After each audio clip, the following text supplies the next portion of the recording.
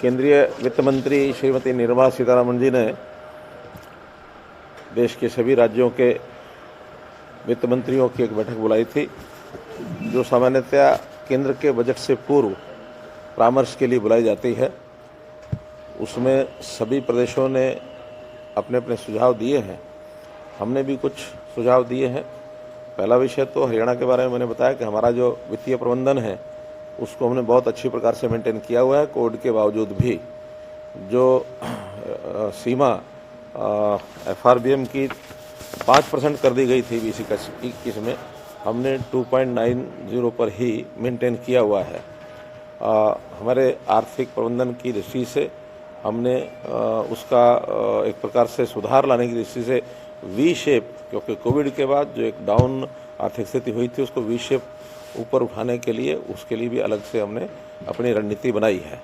तो भी जो केंद्र का बजट है उसके नाते से पहला एक सुझाव मैंने दिया कि GST जो कंजम्पशन बेस्ड है वो हमारे यहाँ चूँकि प्रोडक्शन भी अच्छी होती है, ज़्यादा होती है, हमने एकदम प्रोडक्शन बेस्ड तो नहीं कहा, लेकिन हाइब्रिड एक मॉड्यूल बनाया जाए जिसमें कंजम्पशन भी और प्रोडक्शन भी, ये दोनों को ध्यान में रख करके किया जाए, ताकि उसमें से प्रोडक्शन करने वाले प्रदेशों को भी उसमें ज़्यादा लाभ हो सके और रोज़गार वहाँ बढ़ाया जा सके। फिर NCR प्लानिंग बोर्ड में जैसे नाबार्ड रूरल इंफ्रास्ट्रक्चर के लिए 2.75% इंटरेस्ट पर कर्ज देता है, इसी प्रकार से अर्बन जो इंफ्रास्ट्रक्चर है उसके डेवलपमेंट पर भी NCR प्लानिंग बोर्ड 2.75% पर हमको ऋण उपलब्ध कराए, ताकि हम NCR में और तेज़ गति से इंफ्रास्ट्रक्चर को बढ़ा सकें। राखी गढ़ी के लिए अलग से बजट का प्रावधान किया जाए, क्योंकि एक बहुत बड़ा वो केंद्र, ऐसा विश्वविख्यात केंद्र है, वो बनेगा, तो उसके लिए बजट का को प्रावधान किया जाए। मुद्रा स्कीम में जो गरीब परिवार हैं, खास करके जैसे हमने मुख्यमंत्री अंत्योदय परिवार योजना चलाई है, उसमें बड़ी संख्या में लोगों को मुद्रा के माध्यम से जो लोन मिल रहा है, उसमें भी सेंटर जो है उसका इंटरेस्ट सबवेंशन यानी ब्याज माफ़ी, ये उनकी कोई एक योजना बनाए, इस प्रकार से हमने कहा है। FPOs जो किसानों के संगठन होते हैं, उनकी सब्सिडी की सीमा 2 करोड़ रुपया है, उसको भी बढ़ाया जाए, ताकि कुछ और बड़े प्रोजेक्ट्स भी वहाँ फूड प्रोसेसिंग के वो सब संभव हो सके लगाना, तो इसलिए उसकी जो उनको ग्रांट है उसकी सीमा बढ़ाई जाए।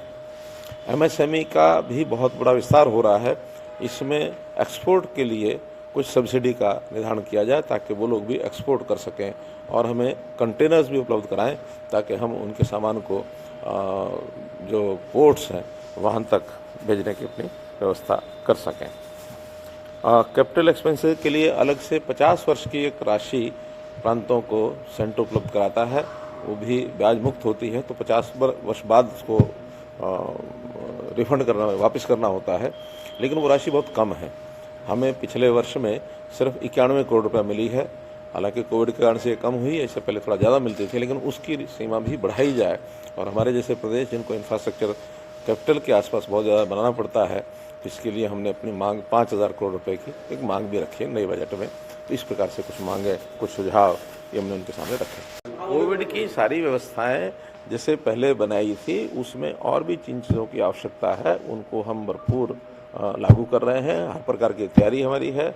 ओमिक्रॉन का जो ये जो वेरिएंट आया है, इसका भी जैसे विस्तार हो रहा है और जिस प्रकार से इसका आंकड़े आ रहे हैं, उसको लेकर के पूरी तैयारी हमारी है। किसी प्रकार की कोई कठिनाई नहीं है। जो कर्फ्यू है वो वही है, लेकिन अभी जैसे हमने पहले घोषणा किया कि 1 तारीख के बाद जिनकी डबल डोज नहीं हुई है वैक्सीनेशन की, उनकी ऊपर सख्ताई करेंगे। हाँ, कुछ जगह ऐसा ध्यान में आ रहा है कि जिनका बहुत ही अभी पीछे हैं, तो कुछ दिन की छूट देनी पड़ेगी, लेकिन अल्टीमेटली 2 वैक्सीनेशन के इंजेक्शन ये लगना बहुत ज़रूरी है। सबके ऊपर लोग आएंगे।